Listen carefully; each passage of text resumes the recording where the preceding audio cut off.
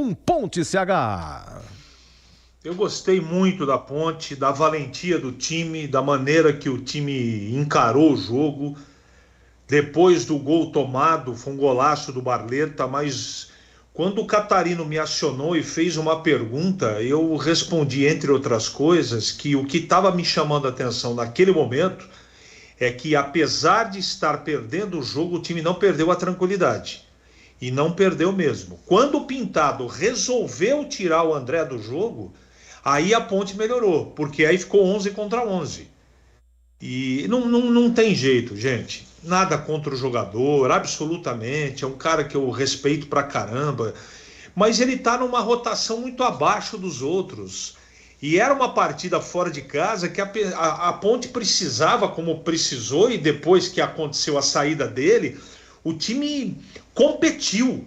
Mesmo com alguns jogadores desgastados, a Ponte teve 3 chances em contra-ataque, que era a maneira mais inteligente de jogar, com 2 de velocidade na frente, com 4 no meio, para ganhar o jogo. Para ganhar o jogo. Então é muito importante que a torcida entenda, em algumas partidas, você precisa mais de jogadores com disposição física. Eu não estou falando de encher o time de volante. Eu achei até que o menino Natan entrou bem. Paulo Baia, e o Eliel tem que ficar próximo do gol. Próximo do gol. E foi isso que aconteceu no segundo tempo. A Ponte não ganhou o jogo por um detalhezinho. Detalhezinho. O Ceará, é verdade, teve oportunidade. Era natural que isso acontecesse. O Guto Ferreira está muito pressionado.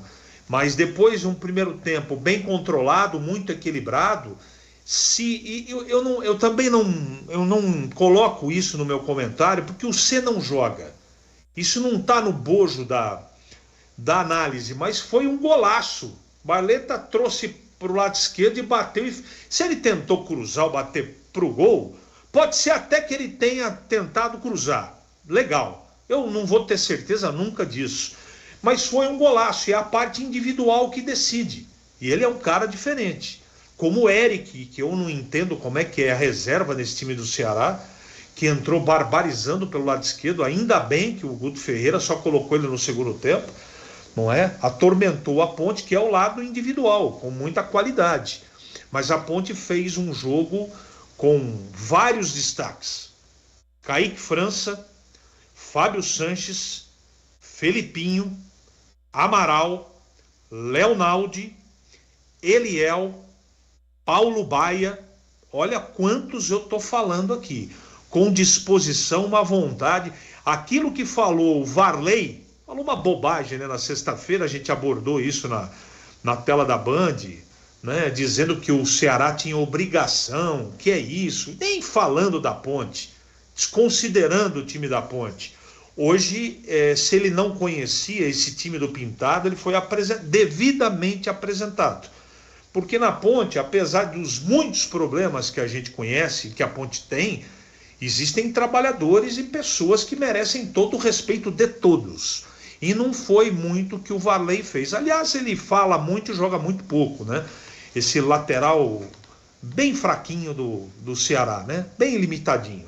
E bem limitado também na parte de inteligência. Mas voltando ao jogo, com as falas, ele só deu combustível para a Ponte, que foi muito valente. Muito valente. É um empate diferente de outra. Hoje a Ponte desempenhou. A Ponte jogou futebol. Na terra, no ar, vontade, disposição, teve organização em vários momentos do jogo, se atrapalhou também, teve problema, teve falha, mas esse ponto tem que ser muito valorizado, porque a Ponte não empatou contra qualquer time, e um jogo que a Ponte sofreu, mas ela teve chance de fazer o segundo gol. Valeu, Edu, pelo resultado, pela luta do time. Eu gostei daquilo que vi. Uma pena que a Ponte não trouxe os 3 pontos. Mas valeu, foi legal pelo desempenho e parabéns aos envolvidos, Edu.